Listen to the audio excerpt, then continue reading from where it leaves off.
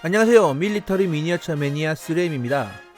지난 시간에는 한국군도 도입하여 사용하고 있으면서 우크라이나 전쟁에서 스포트라이트를 받은 타우러스 미사일에 대해서 알아봤습니다. 그럼 이번 시간에는 타우러스 미사일 사용 국가와 현황에 대해서 알아보도록 하겠습니다. 좋은 무기도 여러가지 이유에서 사용 국가가 적은 것들이 있죠. 정치적인 문제, 기술적인 문제, 호환성, 지원 등 여러가지 이유가 있지만 무기가 저변이 확산하기 위해 가장 중요한 요소는 뭐니 해도 가격입니다. 단순히 소총이나 권총 같은 소화기처럼 한 번 도입하면 도입 가격 이외에 유지 보수 비용은 자체적으로 알아서 할 수 있는 무기가 있는 반면에 한 번 도입하면 도입 비용보다 주변 지원 시스템 구축에 더 많은 유지 보수 비용이 들어가는 경우가 있습니다. 대부분 비싼 무기일수록 후속 비용이 크고 그래서 무기 도입의 경우 TCO 차원에서 접근해야 하는 이유가 바로 이 이유입니다.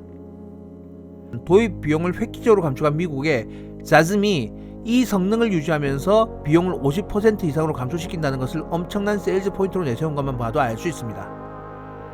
문제는 싼 게 비지떡이라고 엄청난 불량이 발생하고 웬만하면 미국의 말을 다 들어주는 한국 공군까지도 제즘을 거부하는 상황이 올 정도로 비용 절감과 성능 향상은 양립할 수 없다는 것을 보여주고 말았습니다.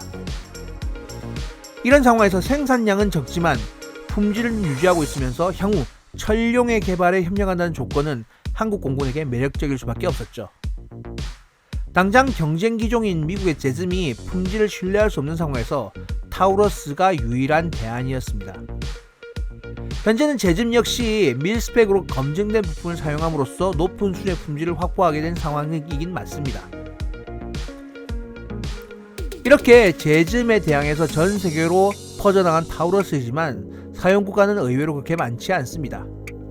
현재 사용 중인 국가는 개발국인 독일, 스웨덴과 스페인, 그리고 대한민국입니다.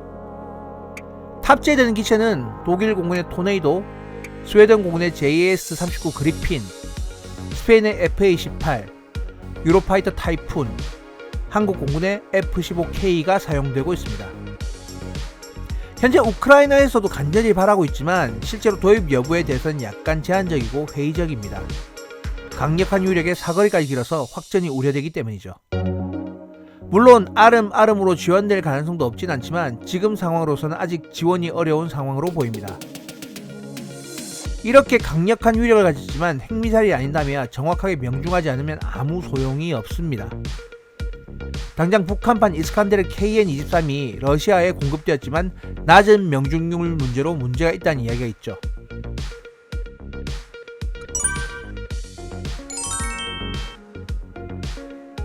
그렇다고 KN-23의 성능이 떨어진다고 해서 북한의 위협에 한국이 안전할 수는 없습니다.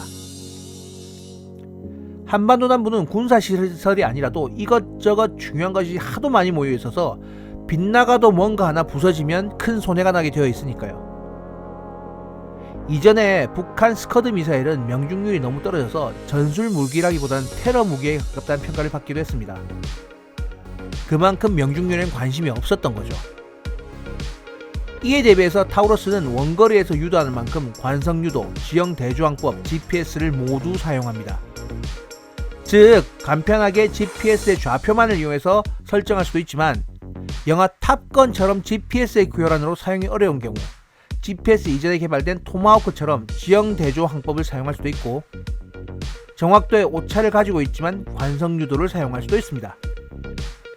특히 한국처럼 오랜 시간 상대방을 연구하고 전투를 감안해온 경우 지형대조 유도를 사용하게 되면 웬만한 전파 방해에도 방해받지 않고 목표물을 찾아갈 수 있습니다.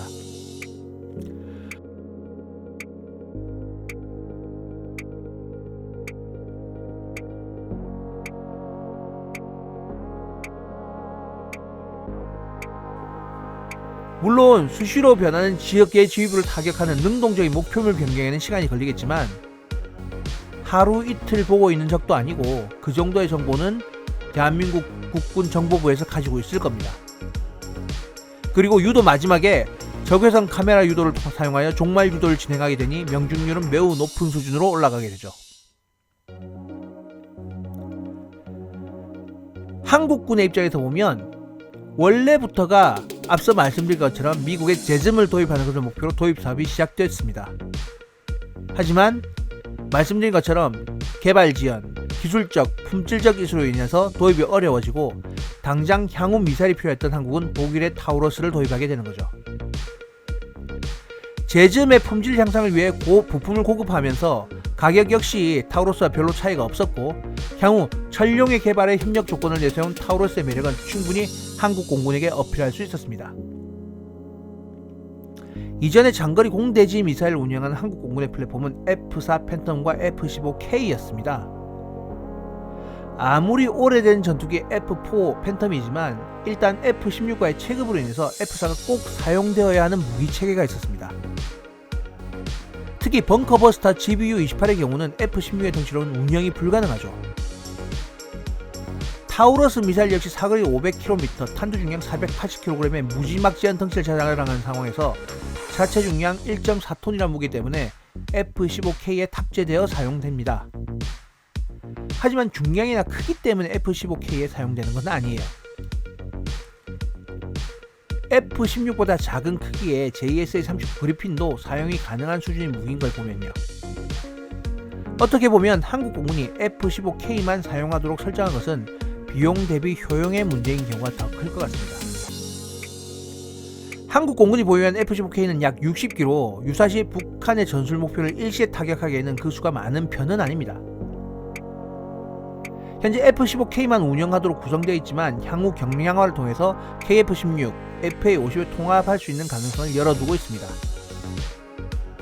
타우러스의 기술 기반으로 이후 개발될 천룡은 기본 운영 플랫폼을 KF-21로 두고 있는 상황이라 우리의 기술로 제작된 FA-50과 KF-21에는 어렵지 않게 통합될 수 있을 것 같습니다. 물론 충분히 경량화되어 개발되어야 한다는 것이 전제입니다. 우크라이나전에서는 우크라이나가 타우러스를 간절히 원하고 있지만 공식적으로 공급된 자료를 찾기는 쉽지 않습니다. 하지만 러시아 후방의 지휘 통제소, 보급 거점, 주요 교량 등을 공격하기에는 정말 적합한 무기이므로 조만간에 도입되지 않을까 추정하게 됩니다. 이렇게 미국의 무기에 대항할 수 있는 몇 안 되는 명품 무기인지라 매체 등장도 적지 않습니다.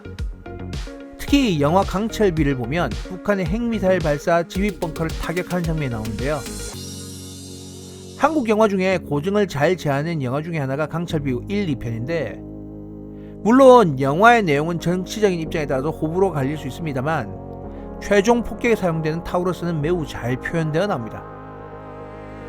대통령을 포함한 한국군 최고 수뇌부의 갈팡질팡하는 의사결정 모습과는 다르게 명령 이후 짧은 시간에 북한을 격파하는 장면은 정치와 국군이 실행력을 극명하게 대조하면서 표현되어 있습니다. 자, 이번 동영상에서는 한국군이 사용하면서 유럽, 우크라이나 상황으로 주목받고 있는 타우러스 미사일에 대해서 알아보았습니다. 향후 천룡으로 다시 나타날 국산 순항 미사일을 기대하면서 이번 동영상을 마무리하도록 하겠습니다.